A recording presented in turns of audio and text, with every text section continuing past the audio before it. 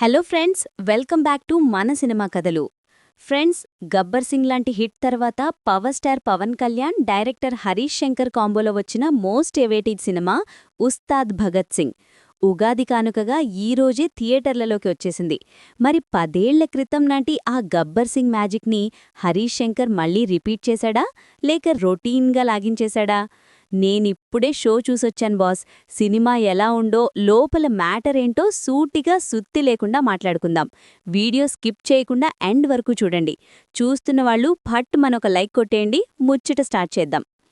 అసలు story point ఏంటంటే, ఒక గూడెంలో చిన్నయ్య అనే ఒక అనాథ పిల్లాణ్ణి ఒక మాస్టర్ కెఎస్ రవికుమార్ దత్తత తీసుకొని పెంచుతాడు. ఆ పిల్లాడే పెద్దయ్యాక ఏసీపీ ఉస్తాద్ భగత్ సింగ్గా మారతాడు. మరి పోలీస్ అయ్యాక ఒక పెద్ద తీవ్రవాదిని అంటే అజ్మల్ని, అలాగే సీఎం అవ్వాలని కుట్రలు చేసే నల్లనారప్ప అంటే ఆర్ పార్థిబన్ అనే పొలిటీషియన్ని ఉస్తాద్ ఎలా ఎదుర్కొన్నాడు, ఈ క్రమంలో మన హీరోయిన్స్ ట్రాక్ ఏంటి అనేది ఈ సినిమా కథ. బాస్, ఈ సినిమాలో ఫ్యాన్స్కి పూనకాలు తెప్పించే మెయిన్ హైలైట్ ఏంటంటే సెకండ్ హాఫ్. అందులో మన పవర్ స్టార్ వింటేజ్ ఎనర్జీ, ఆ స్వాగ్ అద్దరగొట్టేశాడు. డైరెక్టర్ హరీష్ శంకర్ సీన్స్కి తగ్గట్టుగా పాత పాటల్ని భలే మిక్స్ చేశాడు. ఆ మూమెంట్స్ థియేటర్లో భలే వర్కౌట్ అయ్యాయి. ముఖ్యంగా సెకండ్ హాఫ్లో వచ్చే ఆ పాత బస్తీ ఫైట్ సీక్వెన్స్ అయితే ఫ్యాన్స్కి పక్కా మాస్ ట్రీట్. ఆ సీన్లో నిజంగా గబ్బర్ సింగ్ వచ్చి వెళ్ళినట్టే అనిపించింది. ఇక ఫస్ట్ హాఫ్లో వచ్చే Rao Ramesh twist, climax twist భలే డిజైన్ చేశారు. హీరోయిన్స్లో ఫస్ట్ హాఫ్ రాశి ఖన్నా, సెకండ్ హాఫ్ శ్రీలీల తమ క్యూట్ టైమింగ్తో పర్ఫెక్ట్గా సెట్ అయిపోయారు. మరి నెగటివ్స్ లేవా అంటే ఖచ్చితంగా ఉన్నాయి ఫ్రెండ్స్. మీరు మైండ్లో గబ్బర్ సింగ్ రేంజ్ని ఫిక్స్ చేసుకుని వెళ్తే మాత్రం కొంచెం డిసప్పాయింట్ అవ్వడం పక్కా.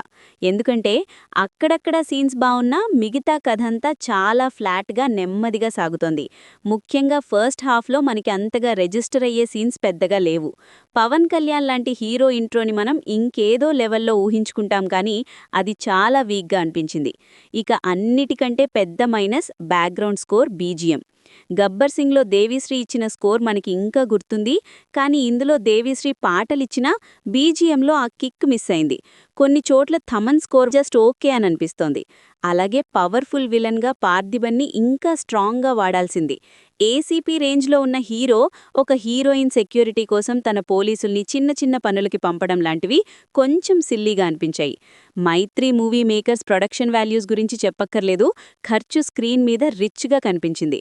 అయితే డైరెక్టర్ హరీష్ శంకర్ తన మార్క్ డైలాగ్స్తో, మాస్ ఎలిమెంట్స్తో పవన్ని బాగానే ప్రెజెంట్ చేశానా? కథనాల్లో ఇంకాస్త పదును పెట్టి ఉంటే సినిమా వేరే రేంజ్లో ఉండేది. సో ఫైనల్గా రొటీన్ స్టోరీనే అయినా పవర్ స్టార్ వింటేజ్ ఎనర్జీ, ఆ సెకండ్ హాఫ్ పాతబస్తీ ఎపిసోడ్, మాస్ మూమెంట్స్ కోసం ఫ్యాన్స్ అండ్ మాస్ ఆడియన్స్ హ్యాపీగా ఈ ఉగాదికి థియేటర్లో ఒకసారి చూసి ఎంజాయ్ చేయొచ్చు.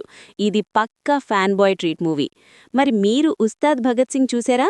మీకు పవర్ స్టార్ పర్ఫార్మెన్స్ ఎలా అనిపించింది? కింద కామెంట్స్లో మీ రివ్యూని షేర్ చేసుకోండి.